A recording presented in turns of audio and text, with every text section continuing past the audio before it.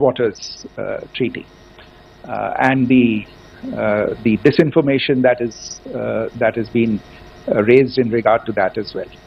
The fact is that there have been fundamental changes in the circumstances in which the Indus Waters Treaty was concluded, and they call for a reassessment of the obligations under the treaty. Over the last year and a half, 2 years, India has been in communication with the Pakistan. We've sent several notices to them for negotiations to discuss modification of the treaty. India has for 6+ decades now honored the treaty, even during periods when Pakistan imposed multiple wars on us, and even when relations were adversarial. Pakistan is the one that has been acting in violation of the treaty, deliberately creating legal roadblocks in India exercising its legitimate rights on the western. Any projects that India sought to build on the eastern rivers, and even on the western rivers, which we are allowed to by the treaty, were always challenged by Pakistan, thereby hampering our rights to utilize our legitimate waters under the treaty. In fact, if you see, the preamble of the treaty itself states that the treaty was concluded in a spirit of goodwill and friendship. Mark those words, concluded in a spirit of goodwill and friendship. ये भारत का धैर्य और भारत की सहनशीलता है जो 65 साल से इतनी प्रोवोकेशन के बावजूद इस ट्रीटी को निभा रहे हैं. However, as has been made clear earlier as well, Pakistan has not responded to our request to enter into negotiations for a reassessment of the obligations under the treaty. A number of conditions have changed. This is a treaty that is based on the engineering techniques of the 50s and the 60s. We are living through the first of the 21st century. Technological changes and technological advancements have to be taken into account. There are demographic changes. There are climate changes that have taken place. There is the imperative of clean energy. And of course, the terrorism that Pakistan has wreaked in the state of Jammu and Kashmir itself has hampered India's ability to exercise its rights under the treaty. Pakistan's persistent refusal to respond to our request to enter into government-to-government negotiations on the modification of the treaty is, in a sense, itself a violation of and therefore India has taken the step of putting the treaty in abeyance until Pakistan abjures irrevocably its support for cross-border terrorism. Maybe I'll stop there. I mentioned earlier yesterday as well that this is an evolving situation. I would therefore ask all of you to be considerate and restrained. It will not be possible for us or my colleagues from the armed forces to share operational details at this point in time. Beyond that, if you have any questions, may I have time for only a few, and I'll try to answer those questions. Okay, I give the floor to Rishabh. One Secretary, good evening. This is Rishabh from Times Now. I just wanted to understand, as per the press release that has been released earlier today, it says that we have successfully hit at the air defense of Lahore. Does it give our forces a better chances if in case of further escalation? Are there other air defense places as well at strategic location that were targeted? Rishabh, you are violating the first rule that I set out at the end of my remarks, The press release that has been issued by the Ministry of Defence today speaks for itself. It is related to operational matters. It's been released by the Ministry of Defence. As more information becomes available, it will be released at the appropriate time. Once again, please don't go into operational details at this point in time, because this is a constantly evolving situation. Yeah, go ahead. Foreign Secretary Smita Sharma, just wanted to ask, Pakistani Minister Ishaq Dar in an interview has claimed that the national security advisors of India and Pakistan have spoken to each other. If you could confirm or deny, and is complete severance of diplomatic ties with Pakistan also on the table? I have no information with regard to contacts between the two national security advisors. Insofar as diplomatic relations are concerned, you've seen the steps that were announced in response to the following the meeting of the Cabinet Committee on Security on the 23rd of April. There are no further steps that are under consideration at this moment in time. Yeah, go ahead. Foreign secretary, मेरा नाम मनीष है, मैं TV9 Bharatvarsh से हूं, और आपने खुद ही बताया कि कितना मिस इन्फॉर्मेशन क्रॉस बॉर्डर से आ रहा है, बल्कि ऐसा लग रहा है जैसे पाकिस्तान के मिनिस्टर और डिफेंस मिनिस्टर तक भी प्रोपेगेंडा करने में मिस इन्फॉर्मेशन में आ गए हैं। वो कई बार तो ये तक दावा करते हैं कि हम 3 राफेल हमने गिरा दिया, इतने हमने मिग गिरा दिए, और जब उनसे पूछा जाता है तो वो कहते हैं कि सोशल मीडिया में हमने ये सब चीज़ें देखी थी। तो अगर आदि तौर पर अगर आप कुछ कह सकें इस पर, ताकि उन्हें भी समझ में आए कि इस तरह के प्रोपेगेंडा नहीं चलने वाला है। देखिए, जब सही समय होगा तो आधिकारिक तौर पे इसके बारे में सूचना दी जाएगी, लेकिन जो आपका प्रश्न है कि प्रधानमंत्री और उप प्रधानमंत्री और विदेश मंत्री, उनके रक्षा मंत्री इस तरह की बातें कर रहे हैं, तो इसमें अचरज की कोई बात नहीं है। आखिरकार ये एक देश है जिसने अपना इसका जन्म लेते ही झूठ शुरू हो गया था।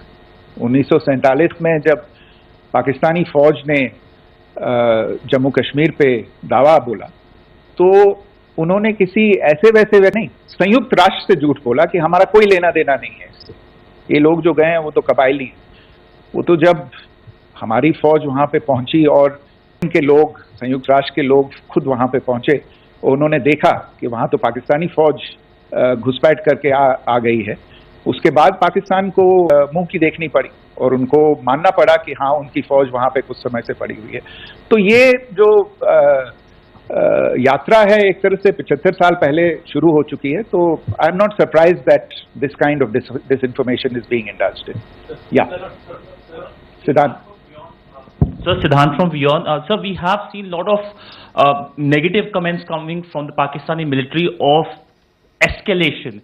If tomorrow there is an escalation, there are strikes, we know one attempt has been thwarted, what will be the Indian response to those attempts of creating more escalation? Because it is looking like it's going towards more escalation. And my second question is, are any other world powers, essentially the P5 countries, the West Asian countries, reaching out to de-escalate the current situation? Look, on escalation, we've already made our stance clear. I mean, there are 2 basic points. First of all, it is Pakistan that escalated on the 22nd of April. We are only responding to escalation.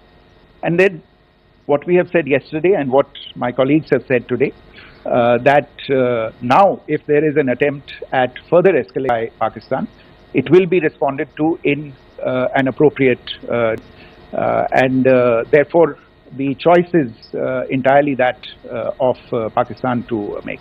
As to your second question, I don't think I can do better than to point you in the direction of the statements that are being made from practically every chancellery in the world and the sentiment that carrying. That sentiment essentially and for the major portion is support for the government of India in the context of the condemnation of the terrorist attack in Pahalgam on the 22nd of April. There is wide recognition of the government of India's right to respond to these in self-defense, and of course a desire to ensure that there is not further escalation. I think these statements speak for themselves. Yeah. So this is Mausami from India Today. Now in the all-party meeting, we do learn that the Defence Minister has said that, you know, in the operations in Sindoor, almost 100 terrorists were killed. Would we have any details about what is the number like, and also about if there were any big faces, masterminds, terrorist masterminds who were in fact killed? There is also a report that Masood Azhar's family's 10 members have been killed, and Rauf Asghar, who was actually the mastermind of Pulwama, he is also badly, severely injured. I don't have information at this point in time to share with you on these issues, but as I said, I think you know, there is so much information out there on television, in the news media, social media, that it sometimes looks like a long time has passed since this. Please understand that slightly over 36 hours only have passed since this operation was undertaken. Let us have some patience. Information will come out. It will be in due time. Shruti. Thank you, Foreign Secretary. Shruti Ranjan from Bloomberg. Sir, could you give us any understanding whether India has moved the IMF or the World Bank to kind of, you know, sensitize them about the the bailout Pakistan has, and, you know, the kind of stuff that the Pakistan government is doing? Look, we have an executive director at the IMF. Tomorrow there is a meeting of the board of the IMF, and I'm sure that our executive director will put forward India's position. The decisions of the board are a different matter. You know the process through which they are made. But I think the case with regard to Pakistan should be self-evident to those people who generously open their pockets to bail out this country. And since you are from Bloomberg, I think you would have the data on how many IMF bailout programs have been, very good, thank you, have been sanctioned in the space of the last 3 decades. And I think you would also have an idea of how many of those programs have actually reached successful conclusion. Probably not many. So I think it's a decision that board members have to take by looking within themselves and looking at the facts. So we can, one last question, sir. Sure. One last question. Foreign Secretary, I'm Siddhant, CNN News 18. I would like to know, since it's an opportunity to speak to you, I would like to know the response coming from United States since last 3 weeks.